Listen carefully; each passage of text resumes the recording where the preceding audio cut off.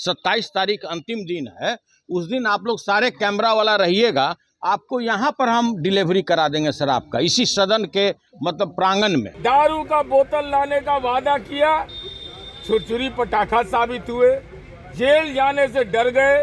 Excise act का section 30 के तहत आप बेउर जेल की शोभा बढ़ाते।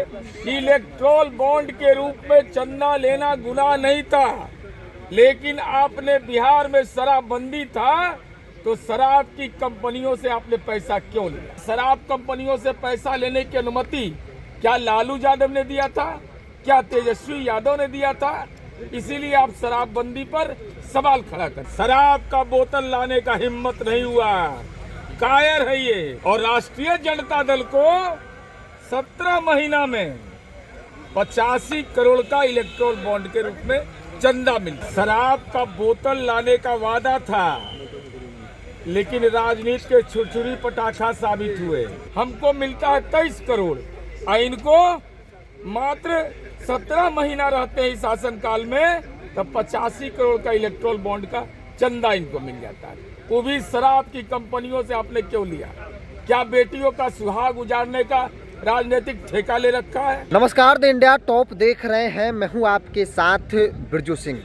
विधान मंडल, विधानसभा हो या फिर विधान परिषद हो, दोनों सदन में शराबबंदी को लेकर खूब सवाल उठे। सत्र का आज अंतिम दिन है और आपने देखा इस बीच न सिर्फ विपक्षी पार्टी बल्कि सत्ता पक्ष के लोग भी, चाहे वो बीजेपी के हो या फिर आरएलएम उपेंद्र कुशवाहा के पार्टी के लोग हो, चिराग पासवान के पार्टी के लोग हो, शराबबंदी पर कई सवाल उन्होंने उठाया। यहाँ तक कि समीक्षा की बात भी एनडीए के विधायक तरफ से कहा गया।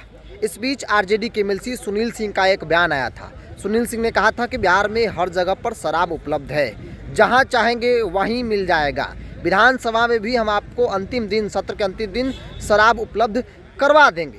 हालांकि उन्होंने कहा कि अगर यहाँ पर लाएंगे या फिर मंगवाएंगे तो फिर जो यहाँ पर सुरक्षाकर्मी तैनात है उनकी नौकरी संकट में पड़ जाएगी, उनका नौकरी चला जाएगा। और देखिए, आज सत्र का अंतिम दिन है। जेडीयू के एमएलसी नीरज कुमार ने सवाल पूछा है कि कहाँ है आपका शराब का बोतल, क्योंकि उनको मालूम था कि अगर यहाँ पर शराब मंगवाएंगे तो बेउर जेल जाना पड़ेगा। नीरज कुमार क्या कुछ कह रहे हैं, उनके पूरे बयान को आप सुनिए।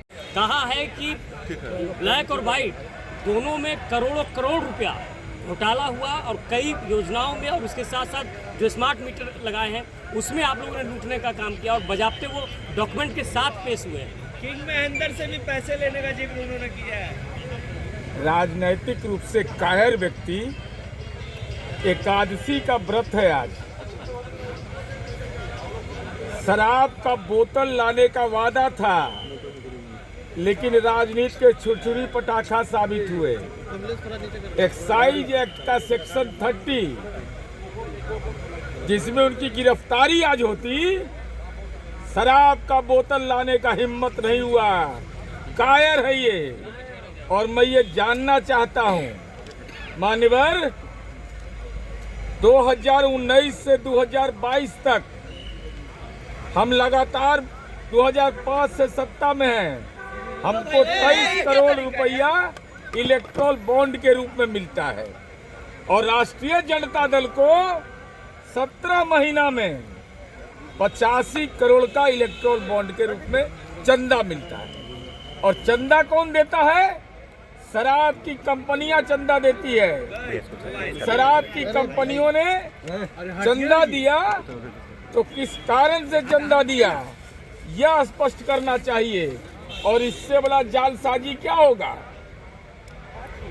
आईएफडीए इंडस्ट्रीज लिमिटेड, जो पश्चिम बंगाल की कंपनी है, 2023-24 में मात्र 13 करोड़ 87 लाख उसकी पूंजी है और 35 करोड़ का चुनावी चंदा देता है। हमारा सवाल केवल एक है कि इलेक्ट्रोल बॉन्ड के रूप में चंदा लेना गुनाह नहीं था, लेकिन आपने बिहार में शराबबंदी था तो शराब की कंपनियों से आपने पैसा क्यों लिया? और इसका जवाब आप दे नहीं रहे हैं, मुद्दे को भटका रहे हैं। दारू का बोतल लाने का वादा किया, छुरछुरी पटाखा साबित हुए, जेल जाने से डर गए। एक्साइज एक्ट का सेक्शन 30 के तहत आप बेउर जेल की शोभा बढ़ाते और महेंद्र प्रसाद जो दिवंगत हैं वो दवा की कंपनी चलाते थे। दवा और दारू में अंतर समझ में नहीं आ रहा है कि कोइलवर के फिट केस है सर। और वो राष्ट्रीय जनता दल के भी सांसद रहे हैं, कांग्रेस के भी सांसद रहे हैं, महामहिम राष्ट्रपति ने भी उनको नामित किया है, और वो जनता दल के भी सांसद रहे। कोई चंदा देता है और उसको इलेक्ट्रल बॉन्ड, दोनों में अंतर समझ में नहीं आ रहा है। मैं यही जानना चाहता हूं कि आखिर कौन सा वो बिजनेस था कि हमको 17 वर्ष लग गया। आप 2022 तक का डेटा देख लीजिए, हमको मिलता है 23 करोड़ और इनको मात्र 17 महीना रहते हैं इस शासन काल में, तब 85 करोड़ का इलेक्ट्रल बॉन्ड का चंदा इनको मिल जाता है। वो भी शराब की कंपनियों से आपने क्यों लिया? क्या बेटियों का सुहाग उजाड़ने का राजनीतिक ठेका ले रखा है? या शराब कंपनियों से पैसा लेने की अनुमति क्या लालू यादव ने दिया था? क्या तेजस्वी यादव ने दिया था? इसीलिए आप शराबबंदी पर सवाल खड़ा करते हैं। एक सवाल है, उन्होंने कहा है कि दारू का बोतल लाएंगे अगर आप लोग, प्रशासन वाले जो तैनात हैं उनका नौकरी खतरे में पड़ जाएगी। अच्छा, भाग गए। अरे हिम्मत है तो कलेजा में बोलते ना कि हम दारू का बोतल लाएंगे। वो तो तब बोले जब हमने कहा कि एक्साइज एक्ट का सेक्शन 30 जिसमें 5 वर्ष से 10 वर्ष का कारावास है, तो कलेजा में दम नहीं हुआ शराब का बोतल लाने का। 200 ट्रक शराब आ जाएगा, 200 ट्रक आया हुआ है। अगर अरे तो आज एकादशी दिन असत्य बोल रहे थे, कम से कम एकादशी दिन तो सही बोलते। बोलना है और करना, दोनों में अंतर होता है। तो आज करके दिखाते ना।